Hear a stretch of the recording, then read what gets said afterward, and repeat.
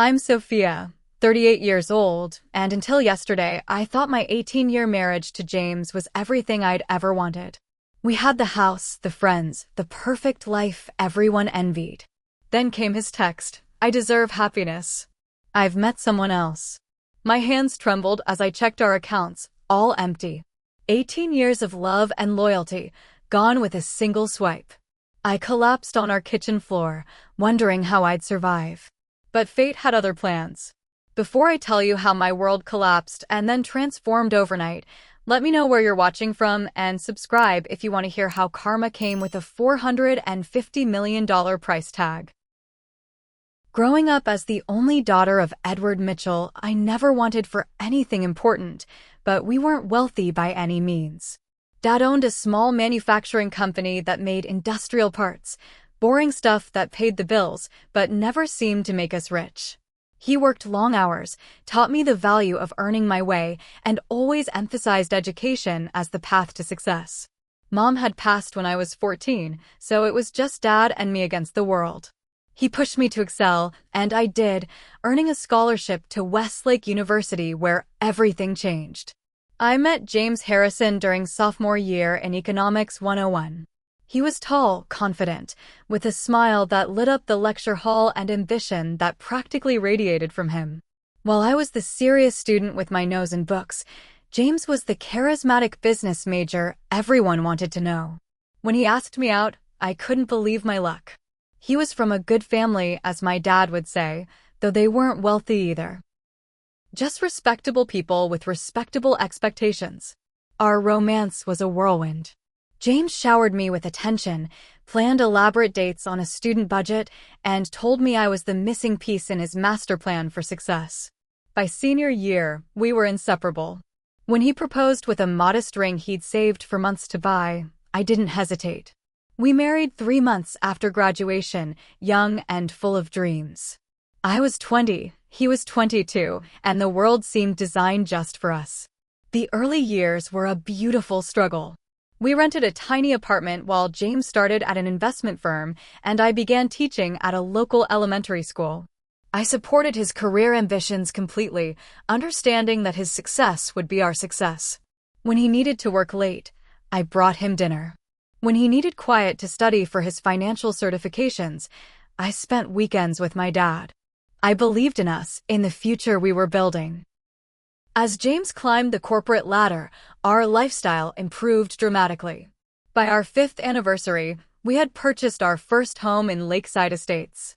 By our 10th, we had upgraded to a stunning colonial in Westwood Heights, the most prestigious neighborhood in the city. Our 4-bedroom house with the manicured lawn and marble kitchen island became the gathering place for dinner parties with James's colleagues and their wives. We were the couple everyone wanted to be. James with his executive position, expensive suits, and country club membership. Me with my charity work. I'd stopped teaching when James made partner, designer wardrobe, and talent for hosting. At least that's what it looked like from the outside. Looking back, I should have noticed the changes starting about 2 years ago. James began working later than usual. His business trips multiplied. He became obsessed with fitness, buying expensive workout equipment and spending hours at the gym. His criticism of my appearance became more frequent, subtle suggestions about my weight, my clothes, my hair. But I dismissed these as symptoms of normal midlife restlessness. I tried harder. Lost 15 pounds. Colored my graying roots. Planned surprise weekend getaways that he always seemed too busy to enjoy. "You don't understand the pressure I'm under," became his standard response whenever I expressed disappointment. And I accepted it because that's what a supportive wife does, right? Last spring, I found a receipt for a Tiffany bracelet in his suit pocket while doing laundry. My birthday had just passed without any such gift.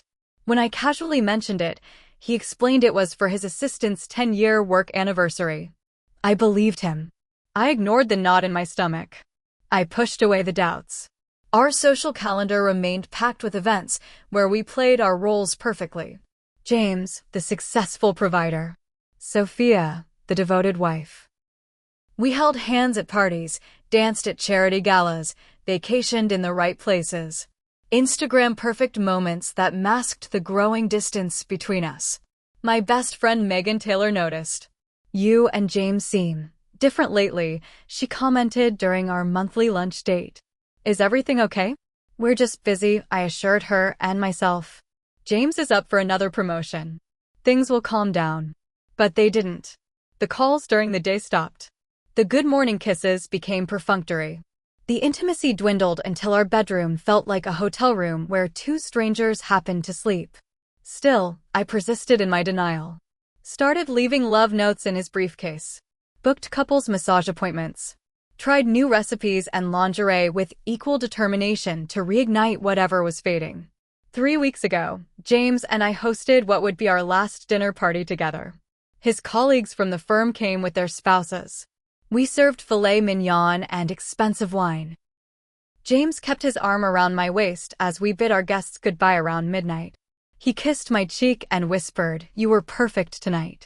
I felt a glimmer of hope that we were finding our way back to each other. How foolish I was. How willfully blind to the signs that were everywhere. The password-protected phone. The mysterious weekend conferences.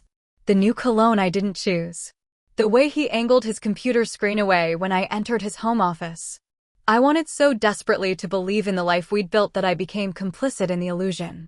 The perfect wife in a perfect marriage that existed only in my imagination.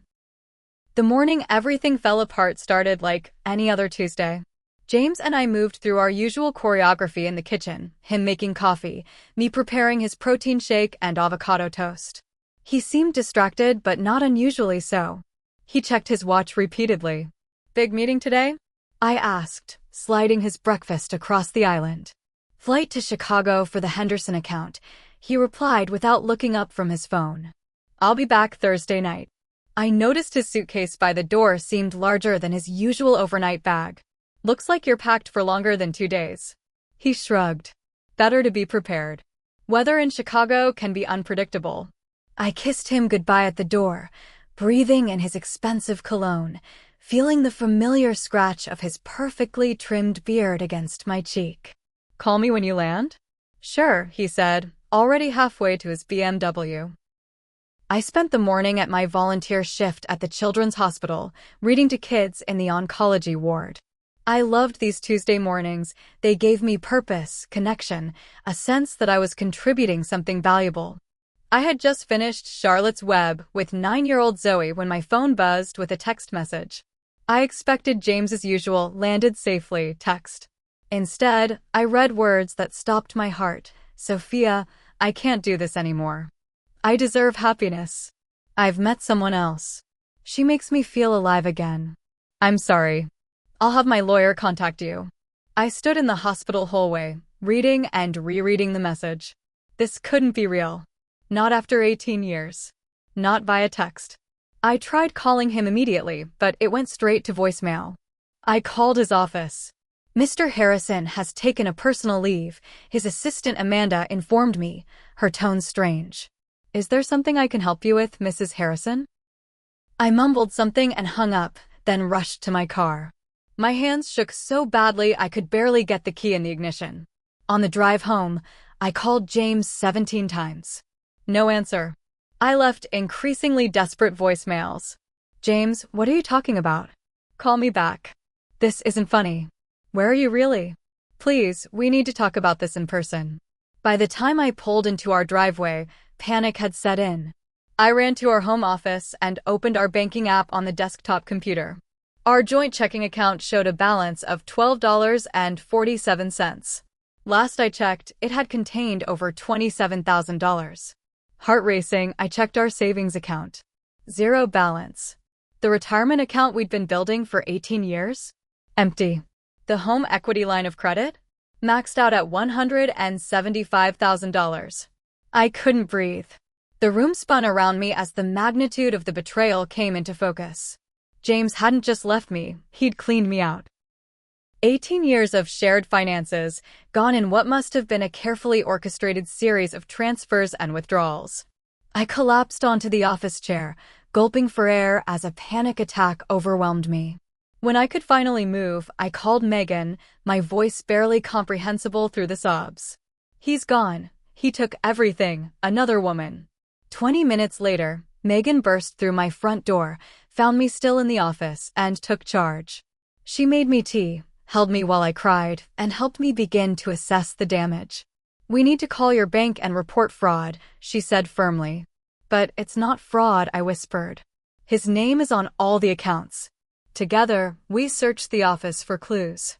In the back of James's desk drawer, we found hotel receipts from the Four Seasons, dated on weekends he'd told me he was at conferences. We found a hidden folder on his tablet containing dozens of photos of him with a young blonde woman at beaches, restaurants, and hotel rooms. According to the timestamps, the affair had been going on for at least 8 months. Her name, I discovered from a monogrammed gift receipt, was Natalie Wilson. She couldn't have been more than 25, 13 years younger than me, closer to a daughter's age than a wife's. Credit card statements revealed the extent of James's double life: Cartier jewelry, weekend trips to Napa Valley, a $15,000 Rolex watch, all while telling me we needed to cut back on household expenses because the market was volatile. I called a lawyer friend who connected me with Patricia Diaz, a divorce attorney known for handling high-conflict cases. "Can he really take everything?" I asked her during our hasty phone consultation. "Without a court order, yes, he can access any joint accounts," Patricia explained. "We'll file emergency motions first thing tomorrow, but I have to be honest, the money he's already taken will be difficult to recover, especially if he's moved it offshore." That night, I lay awake in our king-sized bed, staring at the ceiling, replaying 18 years of memories and trying to pinpoint the moment my marriage had died without my knowledge. Had I been happy in a relationship that was already a corpse? Had anything been real?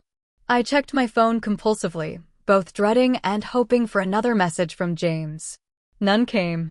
Instead, at 2:47 a.m., I received a notification from American Express that James had just charged $6,800 at a resort in Bali. The final twist of the knife: he had taken her abroad while leaving me to discover the ruins of our life together. Dawn found me hollow-eyed and numb, clutching James's pillow and wondering how I would survive the day, let alone the future. Morning arrived with cruel brightness, sunlight streaming through curtains I'd picked out with James 3 years earlier. Every corner of our home contained some reminder of the life I thought we'd built together. The wedding photos on the mantel. The collection of vacation magnets on the refrigerator. The his and hers bathrobes hanging on hooks in the master bathroom. I forced myself to shower and dress, choosing clothes mechanically. At 9 a.m. sharp, I arrived at Patricia Diaz's law office downtown, a sleek space that radiated expensive confidence. Patricia was brisk and direct, her stylish gray suit and no-nonsense bob projecting exactly the kind of strength I desperately needed to borrow. "Based on what you've told me, James has been planning this exit for months," she said, reviewing the financial documents I'd brought. "These systematic withdrawals, moving money between accounts, this isn't impulsive. This is calculated. What can we do?" I asked, my voice sounding strange even to my own ears. "We'll file for divorce immediately, citing abandonment and financial misconduct. We'll request emergency orders to freeze any remaining assets." "But Sophia," she leaned forward, her expression softening slightly, "I need you to prepare yourself. If he's been this methodical, there may not be much left to recover." I nodded, numb. "Do you have any money he doesn't know about? Family who can help?" "You'll need operating capital for the coming months."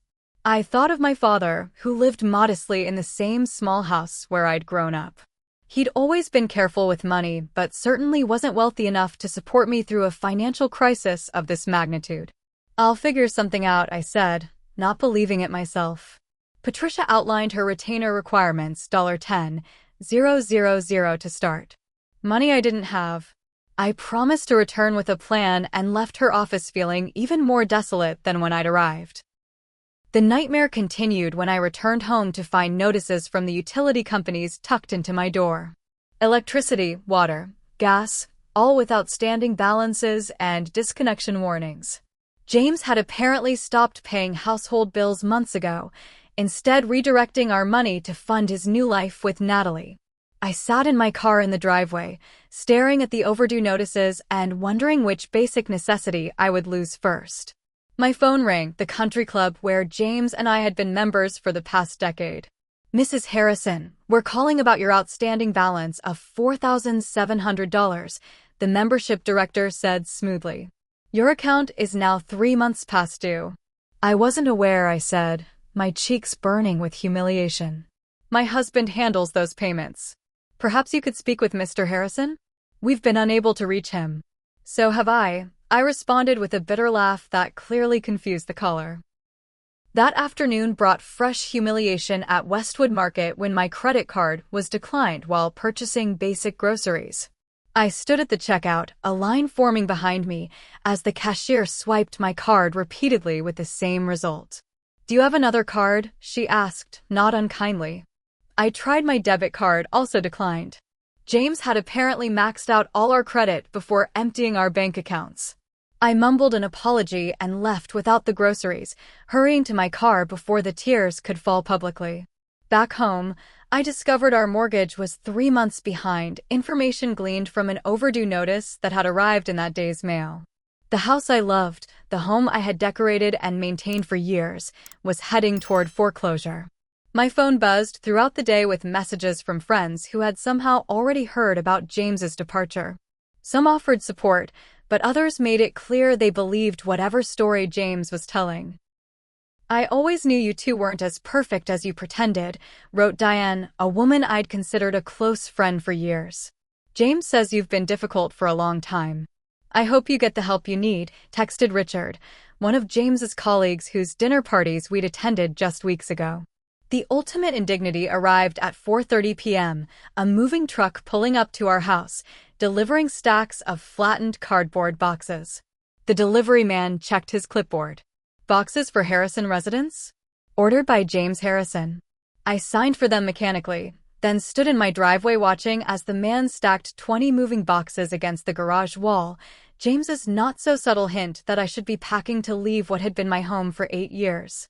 My phone pinged with a text from an international number. "Sophia, my lawyer will be contacting you about selling the house. I need my equity. You have 2 weeks to make arrangements. I'll be generous about your personal items." I sank to the floor of our foyer, my foyer now, clutching my phone and finally allowing the tears to flow freely. Through the blur, I saw a notification from Instagram. Hands shaking, I opened the app to find a photo posted by Natalie Wilson, James and her on a white sand beach, cocktails in hand, his arm around her slim waist. The caption read, "Starting our new chapter in paradise with my soulmate. #blessed, #new beginnings, #forever love." The timestamp showed it had been posted just 20 minutes ago. While I sat on the floor surrounded by empty moving boxes, facing bankruptcy and homelessness, James was celebrating his freedom with the woman he'd chosen over our 18 years together. At 38, I was starting over with nothing. No career, I'd left teaching to support James's ambitions. No savings. No home. Even my car was leased in James's name. I had become so completely entwined with my husband that without him, I seemed to barely exist. I considered calling my father, but couldn't bear to admit the magnitude of my failure. Instead, I researched bankruptcy attorneys and looked at apartment listings in neighborhoods I'd previously only driven through quickly. One-bedroom units in buildings without doormen or security. Places where my married friends would never visit me. The phone rang again. Walter Jenkins, my father's attorney. I let it go to voicemail, unable to handle any more bad news. Whatever legal matter my father needed help with would have to wait until I put the pieces of my shattered life back together, if that was even possible. The insistent doorbell pulled me from a restless sleep on the living room sofa. I'd been unable to face our bedroom. The California king where James and I had slept for years now seemed like a vast, empty monument to my failures. Bleary-eyed and disheveled, wearing yesterday's clothes, I opened the door to find an impeccably dressed older man holding a leather portfolio. His silver hair and tailored suit projected an air of old-money respectability. "Sophia Harrison?" he inquired formally. "Yes," I replied warily, suddenly conscious of my appearance. "Walter Jenkins, your father's attorney. I've been trying to reach you." He extended his hand, which I shook automatically. May I come in? We have urgent matters to discuss. I led him to the living room, hastily clearing away tissues and the empty wine glass from the coffee table. I'm sorry about not returning your call. It's been a difficult time. Is my father okay? Walter Jenkins settled into an armchair and regarded me with a sympathetic expression that sent a chill through me. Sophia, I'm very sorry to inform you that your father passed away 3 weeks ago. The room seemed to tilt. That's not possible. I spoke to him last week. We had our Sunday call like always. Walter shook his head gently. I'm afraid that's not accurate. Edward Mitchell died on April 17th from complications related to pancreatic cancer. Cancer? Dad didn't have cancer. He would have told me. Even as I protested, a terrible suspicion formed. My father had seemed tired during our recent conversations, thinner when I'd visited 2 months ago. He'd attributed it to getting old and changed the subject. Your father was diagnosed 10 months ago. Stage 4. He chose not to tell you. Walter opened his portfolio. He made me promise to wait until after his passing to explain everything. But why wasn't I called? The funeral. My voice broke as grief compounded the emotional devastation of the past 24 hours. There wasn't one. Following your father's explicit instructions, he was cremated privately. He didn't want you to see him in his final condition. Walter removed an envelope from his portfolio. He left this for you. I accepted the envelope with trembling hands, recognizing my father's neat handwriting. The room blurred through my tears. Before you read that, Walter continued, I need to explain something that may come as a shock. Your father wasn't exactly who you thought he was. I looked up confused. The small manufacturing business was just one of Edward's holdings. Over the past 40 years, he built an empire of diversified investments, real estate, and technology ventures, all operated through a complex network of holding companies and trusts. He was, in fact, extraordinarily wealthy. That's not possible, I whispered. We lived in a modest house. He drove the same car for 15 years. He packed lunches to save money. Walter smiled gently. Your father believed ostentatious displays of wealth corrupted character. He wanted you to grow up with normal values, not entitled ones. But make no mistake, Edward Mitchell was worth approximately $450 million at the time of his death. The number was so absurd I almost laughed. This must be a mistake. No mistake. And as his sole heir, it all passes to you, structured in a way that protects it completely from your husband. At the mention of James, Walter's expression hardened slightly. Which brings me to the other matter. Your father knew about your husband's infidelity. He hired private investigators 6 months ago when he became suspicious of James's behavior. My shock must have been evident because Walter quickly continued, Edward noticed things during your visits, the way James spoke to you, checked out other women, made dismissive comments. Paternal instinct, perhaps. The investigators confirmed his fears. Dad knew? All this time. The betrayal suddenly felt doubled, James's deception, and my father keeping such secrets from me. He wanted to tell you, but his health was failing, and he was concerned about your financial security. He restructured his estate planning to ensure James couldn't touch your inheritance. Walter removed more documents from his portfolio.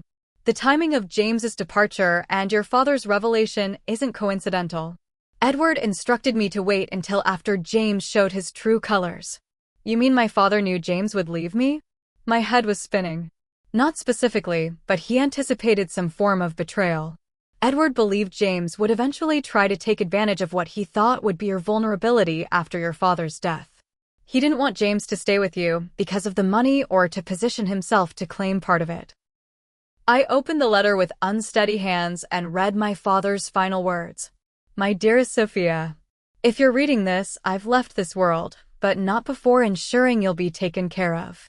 I'm sorry for the secrecy surrounding my business affairs, but I believed it was important for you to develop your own path without the burden or privilege of excessive wealth. The company you thought was a small manufacturing operation is actually the cornerstone of Mitchell Global Enterprises, a diversified holding company with interests in technology, real estate, and sustainable energy across 3 continents. All of it now belongs to you. I've known about James's betrayal for some time. A father knows when someone isn't treating his daughter with the respect she deserves. The investigators confirmed what my instincts told me: he isn't worthy of you. Walter will explain the technical details, but know this: the inheritance is structured to protect you completely. James cannot touch a penny, regardless of your marital status. I'm sorry I won't be there to see you rebuild your life, but I have complete faith in your strength and intelligence. You are my greatest achievement, and I couldn't be prouder of the woman you've become. All my love, Dad. Tears streamed down my face as I finished reading. Grief and gratitude collided with shock and a strange sense of vindication. Walter patiently explained the technical aspects of my inheritance: a series of trusts, real estate holdings, business interests, and investment portfolios, all now under my control. The structure my father had created ensured that, as separate property acquired through inheritance, none of it could be considered marital assets in divorce proceedings. Your father was quite strategic, Walter explained. He specifically timed the transfer of assets to occur after any indication of marital dissolution. Had James stayed faithful, provisions were in place for both of you.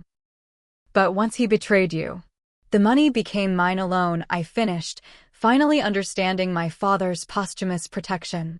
As the reality of my new financial situation sank in, I felt something unexpected beneath the grief, a flicker of power I hadn't experienced in years. The days that followed passed in a blur of revelations and transformations. While processing the dual shocks of my father's death and my unexpected wealth, I began assembling the team that would help me navigate this new reality. Walter introduced me to Samantha Reeves, the brilliant financial advisor who had worked alongside my father for decades. With her sharp mind and straight-talking approach, Samantha helped me understand the vast business empire I'd inherited. Your father built this from nothing, she explained during our first meeting in the sleek downtown offices of Mitchell Global Enterprises, a company I hadn't even known existed a week earlier. He started with that small manufacturing plant, reinvested every profit, and gradually expanded into technology, green energy, and commercial real estate. The headquarters occupied 3 floors of a skyscraper I'd passed countless times without knowing my father owned it. The corporate logo, a simple M I'd seen on my father's workshop tools, now took on new meaning as I saw it displayed prominently throughout the building. Why did he keep all this from me? I asked, still struggling to reconcile the modest father I knew with the business magnate others described. Edward believed wealth should be earned, not given, Samantha explained. He wanted you to develop character without the shortcuts money provides. But he always intended for this to be yours eventually. He spent the last year preparing the company for the transition. The media caught wind of the story within days: the secret billionaire's daughter, whose unfaithful husband had abandoned her just before she inherited a fortune. The irony was too delicious for journalists to resist. Headlines appeared online and in print. Mistress misstep: cheating husband leaves wife days before her $450 million inheritance. Bad timing: man dumps wife for younger woman, misses out on $1 million payday. Karmic justice: abandoned wife inherits fortune while husband left with nothing. The story went viral, spreading across social media platforms and morning talk shows. I declined all interview requests, but that didn't stop the speculation and commentary. Complete strangers weighed in on the poetic justice of James's spectacularly bad timing. Predictably, James's attitude changed dramatically once news of my inheritance broke. The text messages started innocuously. "Sophia, I just heard about your father. I'm so sorry for your loss." Then, within hours, "We should talk. I think we both said things in the heat of the moment." And finally, the naked truth: "This affects both of us, Sophia. We need to discuss our future." I forwarded each message to Patricia without responding. She had transitioned from reluctant counsel worried about my ability to pay her fees to enthusiastic advocate with a high-profile case. With her guidance, I assembled an elite legal team specializing in high-asset divorce cases. Where filing for divorce on grounds of abandonment and adultery, Patricia informed me during our strategy session. "We'll request the court freeze any remaining marital assets immediately. What about the house? I asked. Patricia smiled. Technically, you're both on the deed. But given that he abandoned the property and you're still in residence, we can petition for exclusive use during the proceedings. Plus, with your new resources, we can easily bring the mortgage current. With Walter and Samantha's help, I scheduled my first board meeting as the new CEO of Mitchell Global Enterprises. The conference room fell silent as I entered, 12 executives, most old enough to be my father, regarding me with barely concealed skepticism. I recognized the looks, the same ones I'd seen at country club gatherings when people assessed me as just James's wife. Drawing on strength I didn't know I possessed, I addressed the room. Gentlemen, I understand your concerns. You knew my father as a brilliant businessman. You knew nothing about me. That was by my father's design. But make no mistake, I am Edward Mitchell's daughter in every way that matters. I've spent the past week reviewing our holdings, market positions, and strategic plans. I'm ready to discuss them in detail with anyone who questions my confidence. The surprise on their faces was evident as I proceeded to lead the meeting with unexpected business acumen, knowledge absorbed from years of dinner conversations with my father, and an intensive crash course from Samantha. By the end of that week, I had filed for divorce with the state's most aggressive divorce attorney, brought our mortgage current, and secured exclusive use of the marital home, frozen what remained of our joint assets, assumed control of my father's business empire, hired security for my home after James attempted to enter using his key. I also learned through Patricia's investigator that Natalie was already showing signs of discontent. Their Bali paradise had soured quickly when James's credit cards were declined at the resort restaurant. They had returned early, downgrading from first class to economy when his funds began running low. The young woman who had been promised a life of luxury was discovering that James had far less to offer than advertised. One morning, I stood in my father's former office, now mine, staring out at the city skyline. For the first time since James's text message, I felt something other than devastation. It wasn't happiness. Grief for my father prevented that, but something equally powerful. It was purpose. And with it came the clarity that I wasn't just surviving this betrayal. I was about to transcend it entirely. Exactly 17 days after James's abandonment text, my security team alerted me to his presence at my front gate. Through the camera feed, I watched him argue with the guards, gesturing wildly at what had been his home for 8 years. Mr. Harrison, this is private property. You'll need to leave, the head of security informed him calmly. This is my house, James shouted, his usually perfect appearance now disheveled, his luxury watch conspicuously absent from his wrist. My name is on the deed. I instructed security to inform him that any communication should go through our respective attorneys. As his BMW sped away, tires squealing on the pavement, I felt nothing. The man who had once been the center of my universe now seemed like a stranger, and a rather pathetic one at that. Patricia called later that afternoon. James's attorney reached out. They want a meeting. What for? The divorce filing was clear. He's claiming there's been a misunderstanding. Says he wants to reconcile. Patricia's tone conveyed her skepticism. I think the news of your inheritance has caused a miraculous change of heart. Arrange it, I said after a moment's consideration. At your office, not mine. I don't want him knowing about Mitchell Enterprises yet.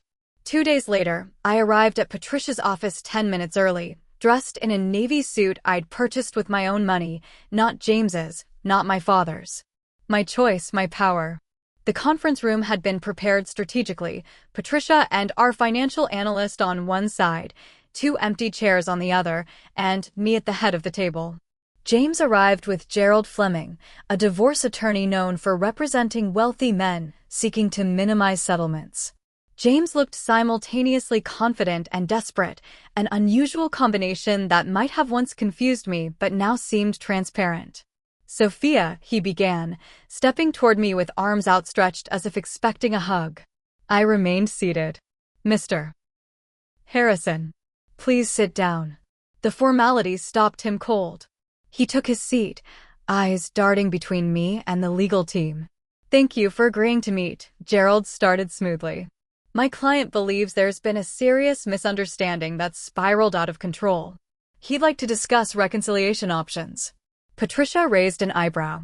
Interesting, considering the text message Mr. Harrison sent my client explicitly stating he'd met someone else who made him feel alive again.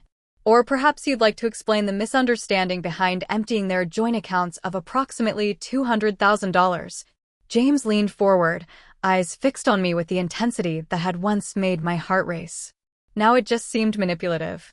Sophia, I made a terrible mistake. I was confused, going through something, midlife crisis, I guess. But these past weeks have given me clarity. What we have is worth saving. What we had, I corrected quietly. Past tense. Becky, he tried again, using the nickname I'd always disliked. 18 years. That means something. We can work through this. Where's Natalie? I asked. The question visibly startled him. That's over. It was nothing serious. Nothing serious, I repeated. Just serious enough to empty our accounts, max out our credit cards, and abandon our marriage via text message. James had the decency to look momentarily ashamed before recovering. I was confused. But I'm thinking clearly now. I want to come home. Patricia slid a folder across the table. Since we're being honest, let's review what confused looks like. 8 months of hotel receipts. Jewelry purchases. First-class tickets to weekend getaways. All while telling Mrs. Harrison you were at business conferences. James glared at Patricia. I'm trying to have a conversation with my wife. Your soon-to-be ex-wife, Patricia corrected. Gerald cleared his throat. Perhaps we could speak privately, Sophia? Just you and James. Absolutely not, Patricia interjected. No, I said firmly. Whatever needs to be said can be said here. James's expression hardened as he realized his charm offensive wasn't working. Fine. Let's talk about your sudden windfall then. Your father's money changes things. That's marital property too. Patricia laughed, actually laughed out loud. Mr. Harrison, you clearly haven't done your homework. Mrs. Harrison's inheritance is separate property under state law. Furthermore, your abandonment and financial misconduct have been thoroughly documented. Gerald whispered something to James, who shook his head stubbornly. Sophia, James tried again, desperation now evident. Be reasonable. Natalie meant nothing. She left anyway, right after we got back from Bali. Said this wasn't what she signed up for. He attempted a self-deprecating smile. Turns out she was just after my money too. The irony was too much. Just like you're after mine now? That's not fair. We built a life together. 18 years. I deserve. You deserve. I interrupted, anger finally breaking through my composed facade. Let me tell you what you deserve, James. You deserve exactly what you chose, to walk away from our marriage for a woman 13 years younger than me. You deserve the consequences of emptying our accounts and leaving me financially vulnerable, or so you thought. You deserve to live with the knowledge that you abandoned me 3 weeks after my father died of cancer. How was I supposed to know about your father? He protested. You never told me. Because I didn't know either. He kept it from me to protect me. Just like he protected me from you. Confusion crossed James's face. What are you talking about? I leaned forward. My father knew about Natalie. He hired investigators months ago. He restructured his estate specifically to ensure you couldn't touch a penny of it. The color drained from James's face as the implication sank in. He waited, I continued. He made sure his attorney didn't contact me until after you showed your true colors. He wanted me to see exactly who you were before I inherited everything. James recovered quickly, his expression shifting to one I recognized from negotiations he described with business competitors, calculating, assessing angles. That doesn't change the fact that we're still legally married. I have rights. Patricia slid another document across the table. Actually, Mr. Harrison, you might want to review the prenuptial agreement you signed 18 years ago. What prenup? James scoffed. We had nothing when we got married. The agreement your father-in-law insisted upon, Patricia replied. The one that specifically addresses infidelity and abandonment. James grabbed the document, scanning it with increasing alarm. This can't be enforceable after 18 years. It's ironclad, Patricia assured him. Your signature is on page 12. We've already filed it with our divorce petition. You'll fight this for years, James threatened, turning to me. Is that what you want? Years of ugly legal battles. I have time, I replied calmly. And resources. Do you? That was when Gerald, recognizing the hopelessness of their position, placed a restraining hand on James's arm. Perhaps we should discuss settlement options. The offer Patricia laid out was simple. James would get his personal belongings and nothing more. No alimony, no property division, no share in any assets. In exchange, we would not pursue claims of financial fraud or press charges for the dubious financial transactions we'd uncovered. This is robbery, James sputtered. No, I corrected him. Robbery is what you did to our accounts before running off with your girlfriend. This is consequence. As James and Gerald huddled in heated whispers, Patricia passed me a note. We have him. He's broke and he knows it. When James finally spoke again, the entitlement in his voice had been replaced by desperation. I need something to start over, Sophia. Be reasonable. Your clothes and personal items are in storage, I informed him. The access code will be sent to Gerald's office once you sign the settlement agreement. And if I don't sign? James challenged. Patricia smiled thinly. Then we proceed to court, where Mrs. Harrison's legal team will present evidence of your adultery, financial misconduct, and abandonment. Your employer might be particularly interested in some of the financial maneuvers we've uncovered. I believe misappropriating client funds is still a criminal offense in the state. The threat wasn't subtle. Through Patricia's investigation, we discovered James had borrowed from client accounts to fund his affair, intending to replace the money before audits caught the discrepancy. James's face went from red to white. Without another word, he snatched the pen Gerald offered and signed the settlement agreement. As he stood to leave, James made one final appeal. Sophia, don't do this. We can still fix things. I looked at the man I'd loved for 18 years, the man I'd supported, believed in, sacrificed for, and felt nothing but pity. There's nothing to fix, James. You broke it beyond repair. After they left, Patricia turned to me with admiration. Your father would be proud. The satisfaction I felt wasn't about the money. It was about standing up for myself after years of slowly surrendering my identity to become Mrs. James Harrison. It was about recognizing my own worth in a way I hadn't for far too long. That evening, news broke that James had been asked to resign from his firm. Apparently, once our divorce filing became public record, internal auditors had launched an investigation and discovered his financial improprieties. His career, the one I'd helped build with my support and sacrifice, was over. I took no pleasure in his downfall, but I recognized it for what it was. Not my revenge, but the natural consequence of his own choices. Sometimes karma doesn't need our help.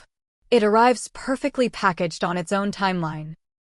6 months after that confrontation in Patricia's office, I stood in the airy living room of my new home, a modernist marvel overlooking the bay that I'd purchased with my own money.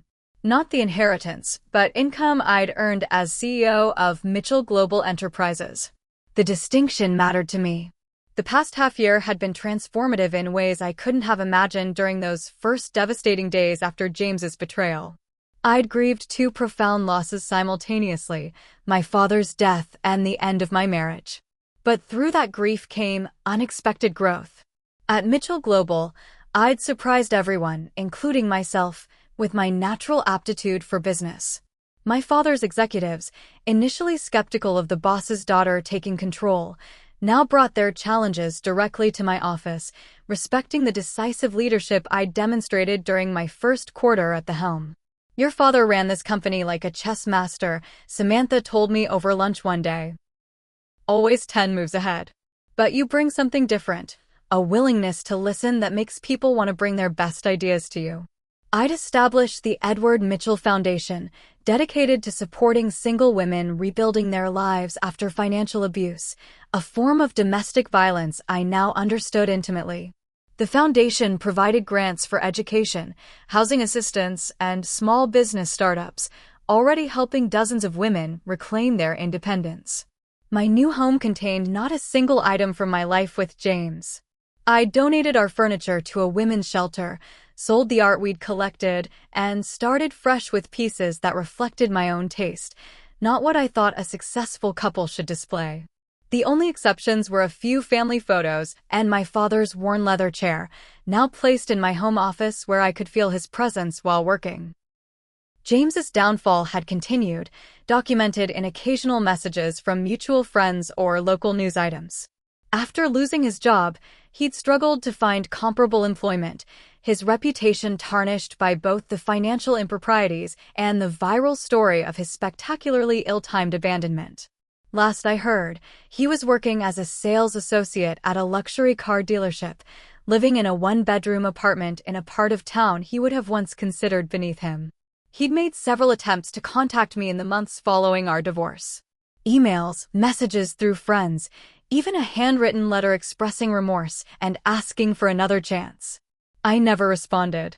The chapter of my life that included James Harrison had ended, and I had no interest in writing an epilogue. On this particular evening, I was preparing to host a small dinner party, not the elaborate social obligations I'd managed as James's wife, but a gathering of people who genuinely mattered to me. Megan, whose friendship had been my lifeline during the darkest days. Walter and Samantha, who'd guided me through the labyrinth of my inheritance. Patricia, whose fierce advocacy had transitioned into mentorship and friendship. And Michael Carter, a surprise reconnection from my past. We'd been friends in college before James, had taken the same literature classes and bonded over shared love of poetry. He'd reached out after reading about my father's death, unaware of the drama with James. Now a successful architect with kind eyes and a genuine laugh, Michael had become a steady presence in my life, first as a reconnected friend, and gradually, cautiously, as something more. Unlike James, Michael knew about my inheritance from the beginning and seemed completely uninterested in it. "I liked you when we were broke college students eating ramen in the dorm," he'd said. "The money doesn't change who you are." But he was wrong about that. The money, or rather, the circumstances surrounding it, had changed me profoundly. I was stronger now, more confident in my own judgment, less willing to compromise my needs to keep someone else comfortable. As I arranged fresh flowers in the dining room, my phone buzzed with a calendar reminder. Tomorrow marked the 6-month anniversary of my father's death. I'd planned a private visit to the memorial garden where his ashes were scattered, a quiet moment to thank him not just for the financial security he'd provided, but for the final lesson he'd taught me through his careful planning. My father had shown me that love, real love, means wanting security and happiness for someone even when you're no longer there to provide it yourself. His posthumous protection was the purest expression of parental love I could imagine, so different from the conditional attachment James had offered. The doorbell rang, announcing my first guests. As I welcomed Megan and her husband into my home, I felt a contentment that had nothing to do with the valuable art on my walls or the stunning view from my windows. It came from within, a hard-won peace built on the foundation of my own resilience. Later, as we gathered around my dining table sharing stories and laughter, I caught Michael watching me with a warmth that still made me nervous, but no longer frightened me. Second chances were possible, I was learning. Not with James, some betrayals can't and shouldn't be forgiven, but with myself. I was getting a second chance to discover who Sophia truly was, outside of anyone else's expectations or definitions. After my guests departed, I stood on my terrace overlooking the twinkling city lights, thinking about the journey of the past 6 months. From the devastation of betrayal to the surprise of inheritance to the discovery of my own capabilities, it had been a transformation I never would have chosen but now wouldn't trade. My father's journal, discovered among his personal effects, had offered wisdom that became my mantra during difficult days. True wealth isn't measured by your bank accounts, but by your capacity to survive what you once thought would destroy you. I had survived. More than that, I had flourished. The woman who had collapsed on her kitchen floor reading that cruel text message felt like a different person now, someone I remembered with compassion, but no longer fully recognized. In her place stood a woman who understood her value, wasn't determined by someone else's ability to recognize it. So what about you? Have you ever experienced a betrayal that ultimately led to unexpected growth? Or received a gift that changed the trajectory of your life? I'd love to hear your stories in the comments below. And if this journey of resilience resonated with you, please hit the like button and subscribe to hear more stories of women who refuse to be defined by other people's choices. Remember, sometimes the end of what you thought was your story turns out to be just the beginning of a much better one. Thank you for listening, and I wish you the strength to recognize your own worth, even when others fail to see it.